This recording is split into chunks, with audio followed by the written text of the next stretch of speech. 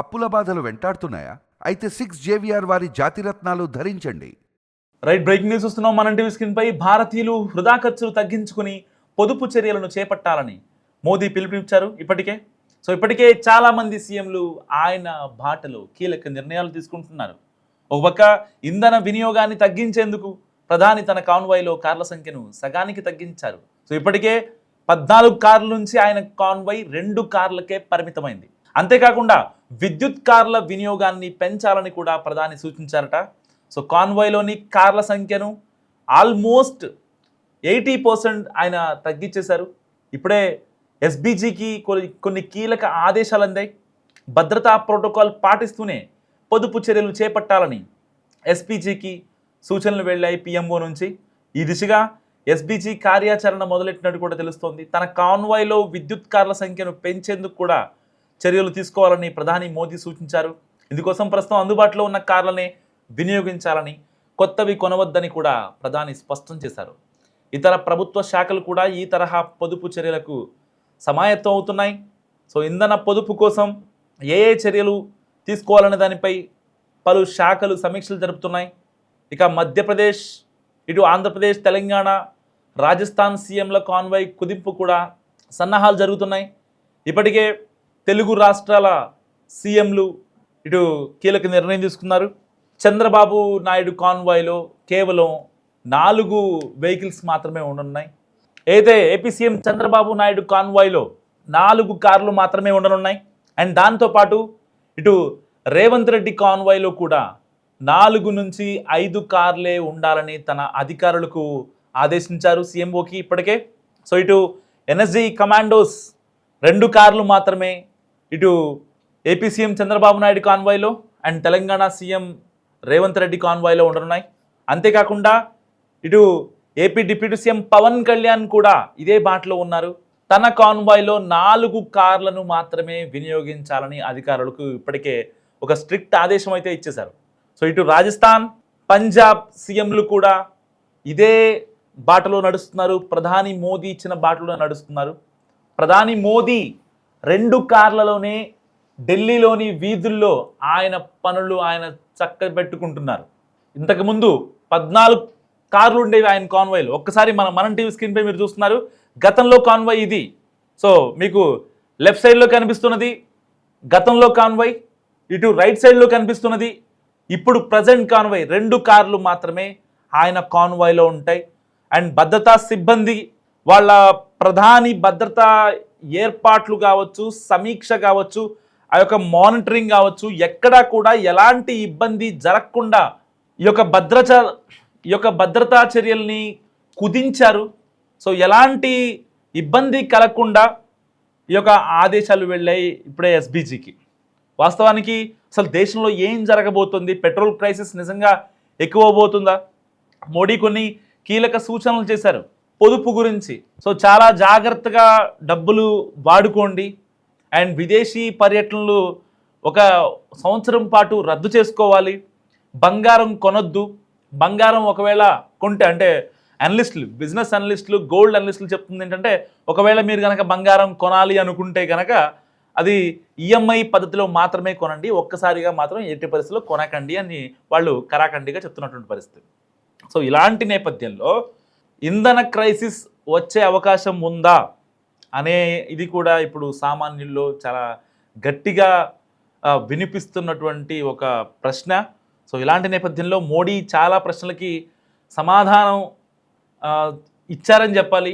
ఎందుకంటే ఆయన మనసులోని మాట హైదరాబాద్లో పెట్టినటువంటి బహిరంగ సభ వేదికగా ఆయన 150 కోట్ల భారతీయులకు చాలా క్లియర్గా ఆయన ఒక మెసేజ్ ఇచ్చారు.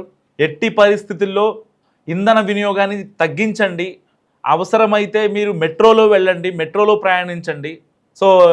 అందరూ కలిసి గ్రూప్ కలిసి ఒక పబ్లిక్ ట్రాన్స్పోర్ట్లో మాత్రమే ట్రావెల్ చేయండి, మీ యొక్క ఆఫీసులకి, మీ యొక్క ఇళ్ళకి పబ్లిక్ ట్రాన్స్పోర్ట్ని మాత్రమే యూజ్ చేయండి అని చాలా గట్టిగా చెప్తున్నారు. అంటే ఇంధన వినియోగాన్ని తగ్గించాలి, తద్వారా క్రూడ్ ఆయిల్ ధరలు తగ్గే అవకాశం ఉంది.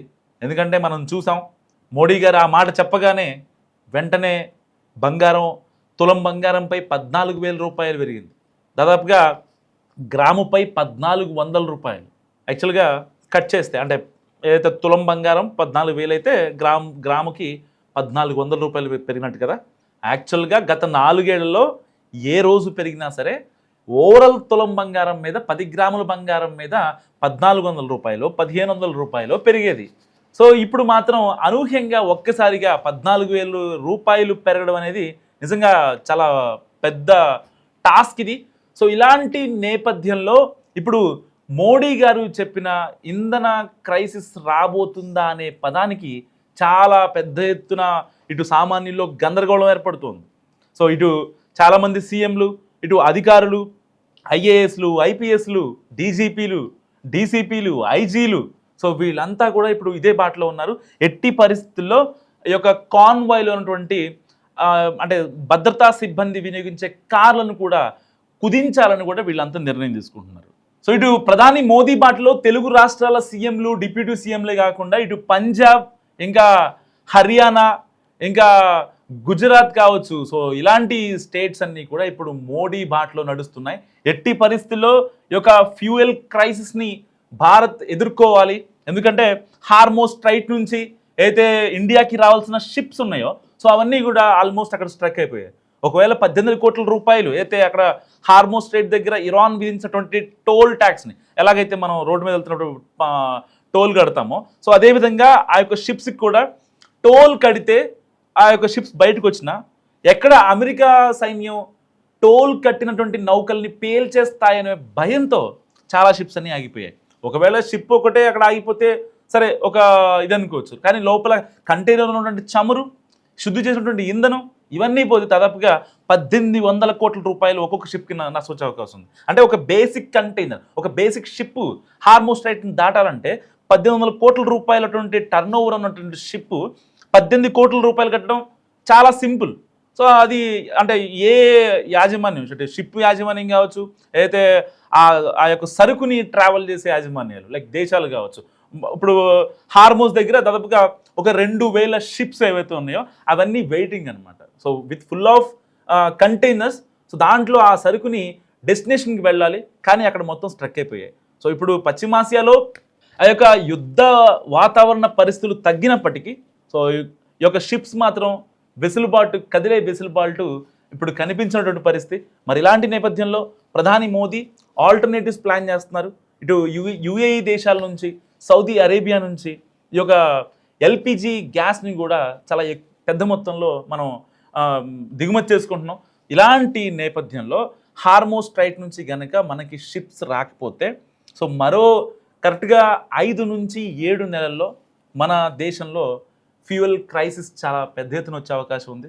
అందుకోసమే ప్రధాని మోదీ 14 కార్ల నుంచి 2 కార్లకే ఆయన పరిమితమయ్యారు. ఇటు రక్షణ శాఖ మంత్రి రాజ్నాథ్ సింగ్, ఎందుకంటే ప్రధాని మోదీకి 14 కార్లు ఉంటే రాజ్నాథ్ సింగ్కి ఒక కార్ ఎక్కువ ఉంటుంది. అంటే భద్రతా శాఖ కేంద్రం ఎవరైతే చూస్తూ ఉంటారో ఆ యొక్క శాఖకి కొంచెం ఆ యొక్క థ్రెట్ ఎక్కువ ఉంటుంది, ఆ సెక్యూరిటీ కూడా చాలా ఎక్కువ ఇస్తుంది మన ప్రభుత్వం రాజ్యాంగం ప్రకారం. సో అలాంటి నేపథ్యంలో ఆయన కార్లు కూడా ఇప్పుడు కేవలం 4కే పరిమితం కానున్నాయి. అండ్ ఇంకోటి ఏంటంటే ఇటు హోంమంత్రి అమిత్ షా కూడా ఆయన కాన్వాయ్లో దాదాపుగా 9 నుంచి 11 వాహనాలు ఉంటాయి. ఇప్పుడు అవి కూడా 4కే మొత్తం పరిమితమయ్యాయని చెప్పుకోవాలి. ఇటు తెలంగాణ సీఎం రేవంత్ రెడ్డి విషయానికి వస్తే ఆయన కాన్వాయ్లో 11 కార్లు ఉంటాయి. ఇప్పుడు వాటిని 4 నుంచి 5కు కుదించేశారు. సో మరి తెలుగు రాష్ట్రాల సీఎంలు ఇది మినహాయింపు కాదు, వీళ్ళే అధికారులకి వాళ్ళ యొక్క సీఎంఓ అఫీషియల్స్కి డైరెక్ట్గా వీళ్ళే చెప్పడం జరిగింది. సో మోదీ గారు ఇచ్చిన ఆ యొక్క స్ట్రాటజీని సో ఫర్దర్గా భారత ప్రజలు ఎలాంటి ఇబ్బంది పడకూడదు అనే ఒక సదుద్దేశంతో ఇచ్చారు. కాబట్టి వీళ్ళు కూడా దాన్ని అంటే ప్రధాని మోదీ బాటలో నడిచి నిజంగా అందరికీ ఆచరణ చేయాలి అనే ఒక పాజిటివ్ వైబ్ని చాలామంది సీఎంలో కలిగించగలిగారని చెప్పుకోవచ్చు. అండ్ దట్టు అంటే పిఎం చేసిన ఈ పనిని పర్టికులర్గా మన తెలుగు స్టేట్స్ చేయడం నిజంగా చాలామందికి గర్వకారణం అని చెప్పుకోవచ్చు. మరి మోదీ చెప్పిన ఏదైతే పొదుపు సూత్రాలు ఉన్నాయో వాటి గురించి మీరు ఏమనుకుంటున్నారు? మస్తుగా కామెంట్ చేయండి. చూస్తున్నాండి మనం టీవీ.